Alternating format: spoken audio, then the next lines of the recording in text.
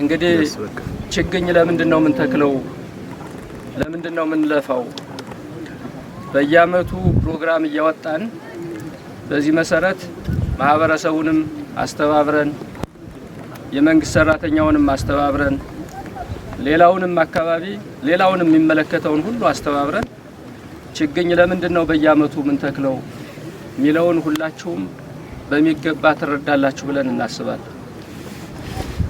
የሁሉም ልማታችን የሁሉም እድገታችን መሰረት አካባቢን መጠበቅ ነው። አካባቢን መጠበቅ የግብርና ምርታማነታችን በእጅጉ ያሳድጋል። አካባቢውን የጠበቀ ማህበረሰብ ምርትና ምርታማነቱን ከፍ ያደርጋል። አካባቢውን ያልጠበቀ ያልተንከባከበ ማህበረሰብ ደግሞ ነገ ከነገ በኋላ ምርቱን ከፍ አድርጎ ራሱንም አካባቢውንም ቤተሰቡንም ሀገሩንም በአግባቡ ሊመግብ በአግባቡ ሊንከባከብ በአግባቡ ራሱን ችሎ ሊኖር አይችልም። መሬት የመኖሪያችን ሚስጥር ነው። መሬትን በአግባቡ መንከባከብ እንደ ልጅ መንከባከብ እንደ ቤተሰብ ልጅ ወልደን እንደምናሳድገው መሬቶቻችን መንከባከብ መሬትን መንከባከብ ካፈር መሸርሸር መጠበቅ ልክ ዛሬ ላይ እንዳያችሁት እንደዚህ ያለ ማድረግ መሬትን ነገ ከነገ በኋላ ዜጎቻችን ትውልዶቻችን ልጆቻችን ጤናማ በሆነ አካባቢ ምርታማ በሆነ አካባቢ እንዲኖሩ ማድረግ ነው። ዛሬ ላይ ይህ ቦታ ምን አይነት ቦታ ነው ብላችሁ ካያችሁት በጣም የተጎሳቆለ የተሸረሸረ በዝናብ የተሸረሸረ በጎርፍ የተሸረሸረ አካባቢ ነው። ይህ አካባቢ አይታችሁት ከሆነ ይህ ቦታ አንዳንዱ ቦታ ከፍ ያለ ቦታ ነው፣ አንዳንዱ ቦታ ደግሞ ዝቅ ያለ ቦታ ነው። ከፍ ያለውን ቦታ ይዩትና ዝቅ ያለውን ቦታ ስትመለከቱ አፈራችን ከፍ ባለው ቦታ ልክ ነበረ። የሆነ አመት ላይ በዛ ከፍ ያለ ቦታ ላይ ነው አፈራችን የነበረው።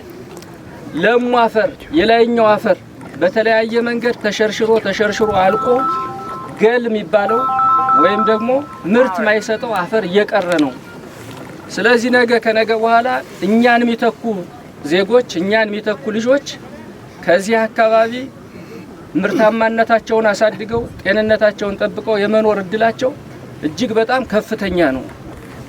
ለዚህ ነው በየአመቱ ችግኝ ምን ተክለው ችግኝ እንትከል እንንከባከብ ችግኞችን እንደ ልጆቻችን እንቆጣጠር ምንለው ትውልድ መቀጠል ያለበት ስለሆነ ትውልድ መቀጠል ያለበት ስለሆነ ተሰዳጅ የሆነ ትውልድ መኖር የሌለበት ስለሆነ ዛሬ ላይ ደግሞ አፈራችን በአግባቡ ተንከባከብን ማለት ነገ ከነገ በኋላ ምርታማነታችን በእጅጉ እያደገ እንዲሄድ ተረጋግቶ እንዲኖር በዚህ አካባቢ ተማምኖ እንዲኖር ይህ አካባቢ ያኖረኛል የትም አካባቢ መሄድ የለብኝም መሰደድ የለብኝም ብሎ ወጣቶቻችን እንዲኖሩ መሰረት ስለሚሆን ነው ማለት ነው።